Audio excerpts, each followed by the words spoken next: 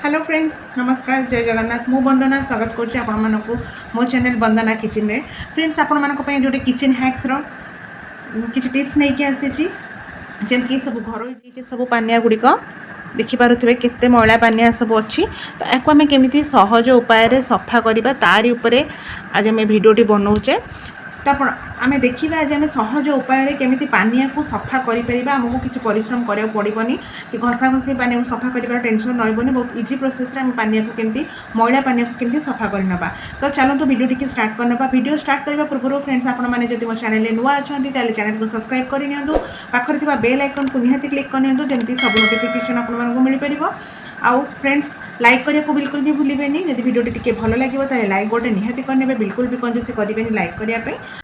तो फ्रेंड्स, आम देखो मुझे किसी पानिया को एमती रखी नहीं केते मैला हो जाइए सब पानिया गुड़िक देखिपे केते मैला पानिया सब अच्छी। तो आपको आम केमी सहज उपाय सफा करवा तारी उपरे आज आम भिडियोटी बनाऊे। तो ये देखो गोटे जगार मुझे गरम पानी की रखी नहीं जमती कि पानीटा आमर उषुम अच्छे जमती आम हाथ बुड़े पार से टाइप गरम पानी करके नहीं निंतु।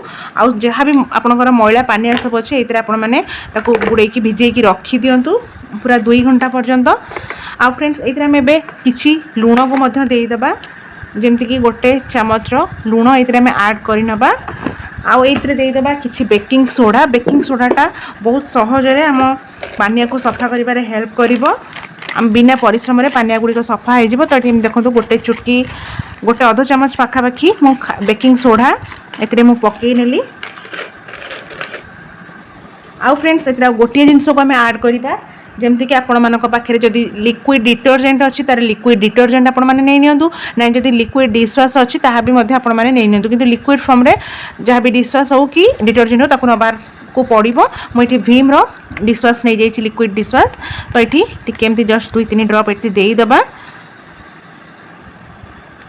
तो आपको टिके मिक्स करदे सब जिनस को भलसे भिजेगी आउ 2 घंटा छाड़ीदे। देखिए सकाळु पूरा पानिया गुड़िक ऑटोमेटिक आपड़ जितेबाला भी करुँच 2 घंटा छाड़ी नियंतु, तापर 2 घंटा पर सफा करनियंतु। देखिए पानिया गुड़िक केते बढ़िया से सब मैला बाहरी जाइतिबो, पानिया पूरा हमर क्लीन हो जाइतिबो। आउ हमको ब्रश रे एमती सफा करिया को पड़िबोनी। तो याको मैं छाड़ी दउची आ 2 घंटा पर आपण मानको देखै नेबी। तो फ्रेंड्स, ये 2 घंटा पर देखो पानी हमर केते कलर चेंज हो जाइए, पूरा मैला गुड़िक बाहरी आसी पानियारू।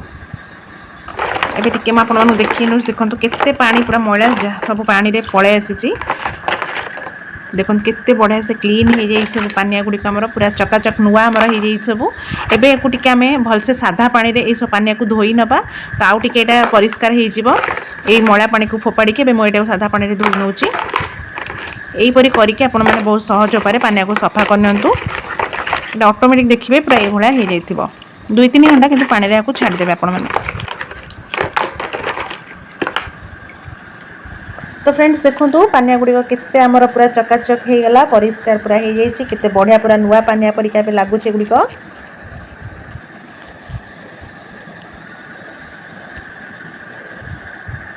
तो फ्रेंड्स, आम मैंने देखी नेला आज वीडियो केमी इजी वे आम पानिया को सब सफा कर नहींचे।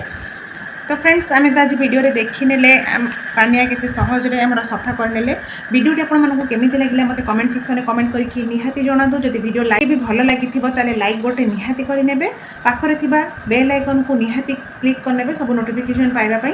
यदि आपण मैंने ए पर्यंत मो चैनल को सब्सक्राइब करना ताले सब्सक्राइब करनियंतु आम फैमिली गोटे सुंदर मेंबर बनी जातु। तो फ्रेंड्स, मुझे रोची पुणी थे आपण सहित मोर गोटे देखा नेक्स्ट वीडियो नेक्स्ट टिप्स सहित।